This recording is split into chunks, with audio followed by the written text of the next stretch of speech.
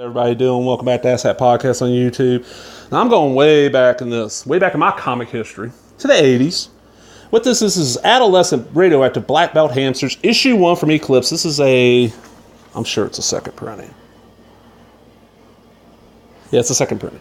Alright, what this is, Teenage Mutant Ninja Turtles came out, huge hit. Like that first issue, about the time the third issue came out, it was huge. So all these other companies were trying to do their own versions of it. You had Preteen Dirty Jean Kung Fu Kangaroos. You had like something Samurai Slugs, all this shit. Well, this was probably the biggest one. Adolescent Radioactive Black Belt Hamster probably lasted the longest out of all of them that I know of. It's still kind of around. It's kind of known now because Sam Keefe did some more early work on it.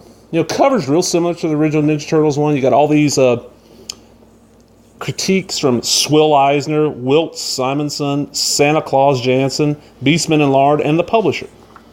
All right, so let's check this out. This came out in 1986 is all I got here. Black and white. And what is these astronauts, NASA experimental rocket launch on April 1st, 1977. Their names, Hamster's name is Bruce Lee, Chuck Norris, Jackie Chan, and Clint Eastwood. So instead of being Renaissance painters, they're action stars. And it's kind of weird because by the time frame of this, you'd think it'd be like Schwarzenegger, Stallone, that. But no, they're using, Jackie Chan. I don't think in '86 Jackie Chan was that well known in the States. I mean, the Cannonball Run movies and a few other little small things, but it wasn't like he became in the 90s. And the art is actually fairly good. Who does the art on this? Let me show you. Writer Don Chen, artist Parsonovich, Kat Yondrau, Ron Yonwood did the helped edit it with Don Chen. Not a bad. They get sent up in space. They get hit with some kind of shit. They come back and they're anthropomorphic.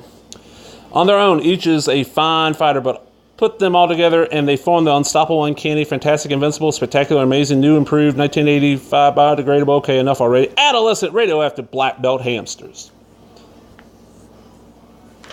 And it was kind of a parody in the Turtles, which was already a parody. So Turtles was a parody of X-Men, Daredevil, and the ninja shit that was going all through comics back then. A lot of ninja shit.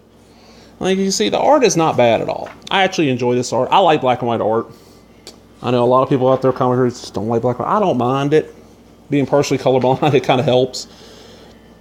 It's a neat little read. This is one of the few issues of this series I ever read. Because I remember hearing about it for years, but I never really found them in the cheap ends. For a while there, these were not cheap end comics. These were, cover price for a little bit more. What's that?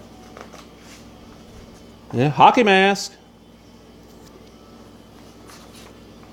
And then, get your kicks, hey-ya!